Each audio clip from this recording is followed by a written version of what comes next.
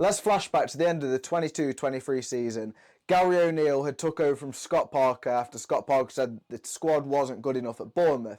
At the end of the season, Gary O'Neill kept them up. It wasn't comfortable, it wasn't necessarily pretty, but he got the job done. Scott Parker looked like an idiot, and they invested a fair bit of money, but the likes of Dom Solanke were pivotal towards keeping them up. Then you flash forward a year, Iraola's at the helm. Gary O'Neill's at Wolves and he's kept Wolves up, and Iraola, he came in from La Liga as a relatively unknown quantity. People knew that he was a good manager, but how good was he? We didn't quite know, because he played this high pressing football. He's got decent results against Atletico, against Real and against Barcelona, but was it going to translate to the Premier League? We saw that it did. This summer, Dom Solanke's left. Willi Janssen has come in from Porto, Brazilian striker, around 40 million. I'm looking forward to see how he does. There's also been some other players that have come in from abroad that I've not necessarily heard of. Arujo at right back, Zabarnyi at centre back, I think he's Ukrainian. And I'm just looking through the lineup now. Excuse me for being on my phone, bit rude I know. But I'm just looking at the lineup and they have stacks of quality. You look at that front three behind Willi Janssen. It's Kluivert, it's Tavernier, and it's Semenyo. And this weekend just gone, they won Everton 3-2 thanks to 3 goals in the final 10 minutes at Goodison Park. And who was the main man? It wasn't even anybody that started. It was Sinisterra, who came off the bench and he got an assist and he got a goal. Ouattara came on, number 11. He plays at left back when he comes on most of the time. Really good left foot. I saw it, when we played against them last season. I'm a Sheffield United fan, and it's really good. And it's really exciting to see his Bournemouth projects. Now, this season, it's mainly been Crystal Palace who have been said to be the dark horse.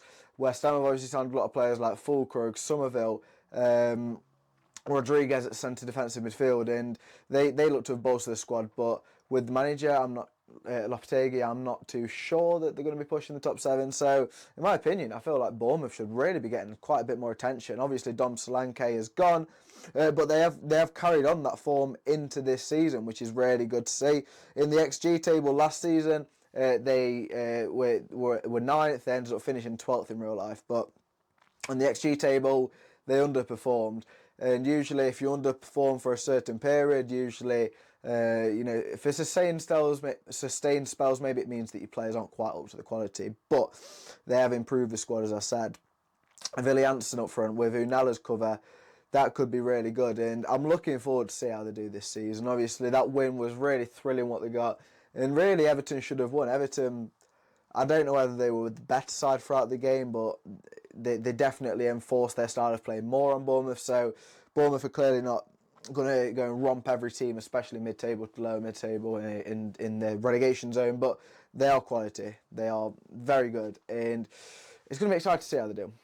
This video is mainly me just trying to make the point of saying I wouldn't be surprised if they do push for European football.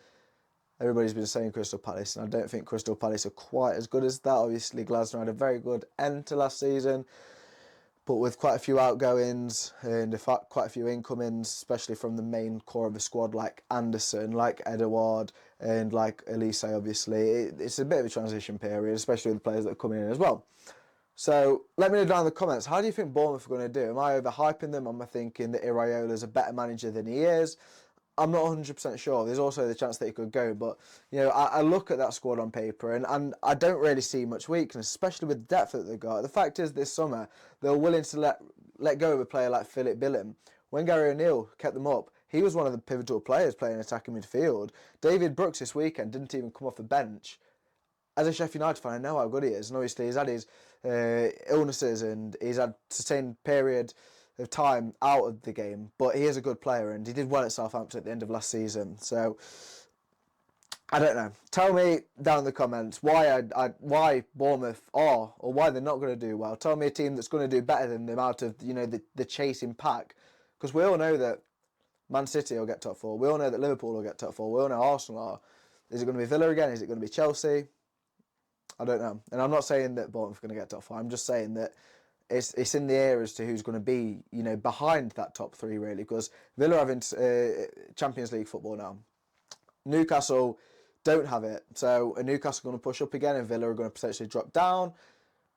We've also obviously got Chelsea and Maresca, Manchester United. If Ten Hag finally sorts the team out. I'm not sure it's happening, but if he can finally sort them out, it's good. Obviously, Tottenham, second season with big Postecoglou as manager. The chasing pack is coming strongly, and I think Bournemouth are going to be in the top half this season. How far up can they go? Let's see. Thank you very much for watching the video. Pop a like on the video if you enjoyed it. Please subscribe to the channel. Road to 1,000 subscribers is well on its way. Currently, as we stand, I'm on 814. Let's get it up. Thank you very much for watching.